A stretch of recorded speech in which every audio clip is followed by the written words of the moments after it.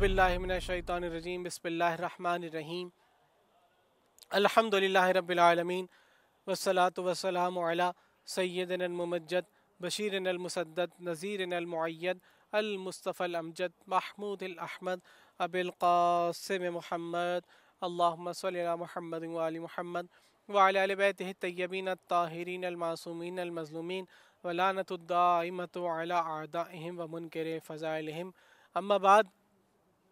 फ़क़द क़ाल रसूलुल्लाह सल्लल्लाहु अलैहि वसल्लम मन माता वलम यारिफ इमाम ज़मानिही माता मीततिन जाहिलिया। रसूल अकरम सल्लल्लाहु अलैहि वसल्लम इरशाद फरमाते हैं, जो शख्स अपने ज़माने के इमाम की मार्फत के बग़ैर मरा वो शख्स जाहिलियत की मौत मरा। हमारी गुफ्तगू का महवर व मरकज़ मार्फत इमाम ज़माना और इस उन्वान के साथ कि इमाम ज़माना अज्जलल्लाहु फ़रजहु शरीफ कौन है के ज़िल में जारी व सारी है कि जो इमाम हुसैन टीवी के ज़रिए से नशर किया जा रहा है। आज गुफ्तगू इस मकाम पर पहुँचेगी कि गुज़िश्ता उम्मतें और इमाम ज़माना अलैहिस्सलातु वस्सलाम। देखिए कि जब हम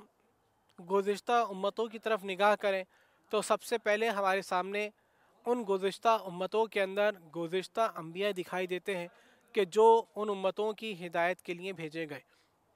और एक सिलसिला हमारे सामने रखा गया हिदायत का कि परवरदिगार आलम ने जितने अंबिया भेजे हर नबी के 12 जानशीन थे कि जो उस नबी के बाद उनकी जानशीनी के हक़ को अदा करते हुए नज़र आए। एक मकाम। दूसरा मकाम क्या है? दूसरा मकाम यह है कि जो आसमानी सहीफ़े नाजिल हुए 110 या उससे ज़्यादा, उन तमाम आसमानी सहीफ़ों के अंदर इमाम ज़माना अलैहिस्सलाम की ग़ैबत और इमाम ज़माना के ज़ुहूर के हवाले से पेशनगोई की गई। न सिर्फ पेशनगोई बल्कि बताया गया कि एक ज़माना वो ज़माना आएगा कि जिसमें परवरदिगार आलम अपनी एक हुज्जत के ज़रिए से इस दुनिया को अदल व इंसाफ से भर देगा। एक मकाम। दूसरा मकाम क्या है? दूसरा मकाम उन उम्मतों का है कि जो उम्मतें उन अंबिया पर ईमान लेकर आईं, जिन्होंने जो ईमान लेकर आईं और ईमान से अपने आप को मुनव्वर किया, अपने आप को मुशर्रफ किया। और अब हमारे सामने वो उम्मतें मुख्तलिफ सूरतों में नाजिल हुई आती हैं। सबसे पहले हम हज़रत यूनुस की उम्मत की तरफ निगाह करते हैं। हज़रत यूनुस की उम्मत के अंदर पहले क्या मिलता है कि एक हुज्जत खुदा हज़रत यूनुस की सूरत में ज़ाहिर हुई, उन्होंने दावत दी, तबलीग की, लोगों ने उनका इनकार किया और वो हुज्जत खुदा पर्दे के अंदर तशरीफ़ ले गई, ग़ैबत के अंदर तशरीफ़ ले गई। मछली की सूरत में पूरा वाक़या आपके सामने मौजूद होगा, आपके अज़हान आलिया में मौजूद होगा, उसकी तकरार करना मंसूब नहीं है, मकसूद नहीं है। अब क्या हो रहा है? अब हालात ये हैं कि एक मर्तबा जिस की तरफ निशानदेही की थी कि देखो अल्लाह पर ईमान लेकर आओ, अगर अल्लाह पर ईमान नहीं लेकर आओगे तो तुम पर अज़ाब नाजिल होगा, तो उन्होंने कहा सही, हम पर अज़ाब आ जाए। अब वो अज़ाब करीब होने लगा और अज़ाब करीब होते होते एक मकाम पर पहुंचा कि उनको यकीन हो गया कि अज़ाब नाजिल होने वाला, तमाम वाक़े आपके सामने हैं और अज़ाब उनसे रफ़ा हो गया। अब वो जो हुज्जत खुदा कि जिस पर वो गैब के अंदर ईमान लेकर आए थे, हज़रत यूनुस उस कौम से ज़ाहिरी तौर पर जा चुके हैं, जैसे ही उनके सामने से गए उनके लिए गैब ज़ाहिर हुआ और वो देखा कि आसमान से अज़ाब नाजिल हो रहा है। इस अज़ाब को देखते हुए वो उन पर ईमान लेकर आ गए, और जब उन पर ईमान लेकर आए हज़रत यूनुस वापस पलटे, और वापस पलटने के बाद अब जिस यूनुस पर वो गैब में ईमान लेकर आए थे उन्होंने अपने ईमान को आश्कार किया, उनके सामने बयान किया, और वो तमाम उम्मत मुसलमान हो गई, उन पर ईमान लेकर आ गई। किस तरीके से कि गैबत के अंदर एक उम्मत ने जब देखा कि खुदा की तरफ से बलाएं नाजिल हो रही हैं, पर अज़ाब नाजिल हो रहा है, तो वो एक हुज्जत की तरफ कि जो गैबत में थी उस पर ईमान लेकर आ गए। एक मकाम। दूसरा मकाम क्या मिलता है? हज़रत यूसुफ़ अलैहिस्सलाम के हवाले से, हज़रत यूसुफ़ नबी अल्लाह के हवाले से क्या पैगाम मिलता है कि उनके भाई उनके दुश्मन हो गए, पहला। दूसरा ये कि उनको मुख्तलिफ़ किस्म की सोबतों के अंदर ज़िंदगी बसर करना पड़ी,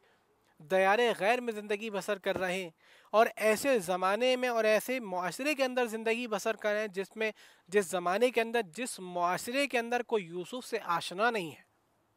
और जब आशना नहीं है तो यूसुफ़ की कीमत लगाने वाले मुख्तलिफ़ अफराद मुआशरे के आ जाते हैं। अरे यूसुफ़ अनमोल है, यूसुफ़ का कोई मोल नहीं है, लेकिन जिनके सामने यूसुफ़ आया ना हो वो अनमोल का मोल ही क्या जाने कि अनमोल का क्या मोल हुआ करता है। انمول بمول ہوا کرتا ہے۔ اور اب جب حضرت یوسف اس معاشرے کے اندر موجود ہیں، حجت خدا موجود ہے، اور اس حجت خدا کے ہوتے ہوئے دیکھیے کہ حجت خدا امام زمانہ ہے اور حجت خدا اس زمانے میں حضرت یوسف۔ ایک ثمرہ کیسے ملتا ہے؟ ایک ثمرہ ایسے ملتا ہے کہ حضرت یوسف جب مصر میں داخل ہوئے اور حضرت یوسف قید و سخت کی صعوبتوں سے باہر نکلے، باہر نکلنے کے بعد اپنے وجود سے مصر والوں کو مشرف کرنا شروع کیا اور خدا کی طرف سے رحمتیں نازل ہونا شروع ہوئیں۔ ابھی تک حضرت یوسف نے یہ تعارف نہیں کرایا کہ میں حجت خدا ہوں، بس جس طریقے سے حضرت یوسف ظاہری طور پر اپنی شخصیت کو چھپا کر لوگوں کو پروردگار عالم کی نعمتوں سے مزین فرما رہے ہیں، بالکل غیبت امام بھی ایسے ہی ہے کہ جس غیبت کے اندر امام شخصی طور پر یہ نگاہیں امام کو نہیں دیکھ رہی، ان ظاہری نگاہوں کے ذریعے سے کہ جن نگاہوں کے ذریعے سے امام کے وجود کو دیکھا نہیں جا رہا،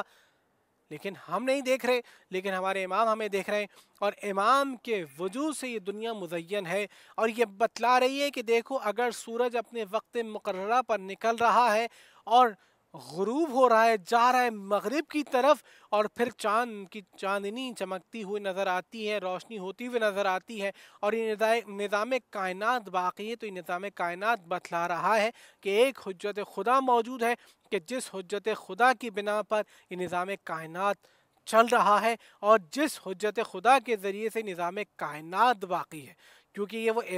امام ہے کہ جو کائنات کا امام ہے، کہ جس امام کے صدقے میں، جن ائمہ کے صدقے میں کائنات معرض وجود میں آئی۔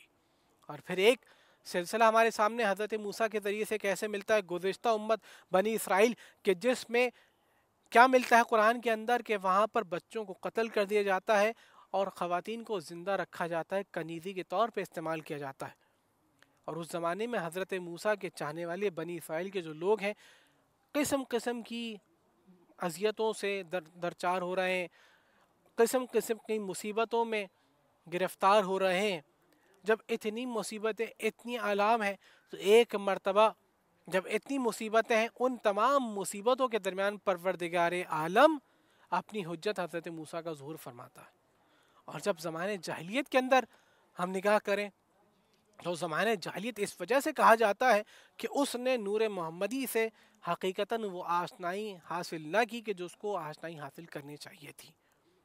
اس زمانے جاہلیت کے اندر نور محمد اس طریقے سے چمکا کہ اس زمانے جاہلیت کے تمام آثار کو ختم کر کے رکھ دیا۔ بالکل اسی طریقے سے جب امام پردہ غیبت سے تشریف لے کر آئیں گے تو امام اپنے وجود سے تمام جاہلانہ رسوم کا خاتمہ کر دیں گے۔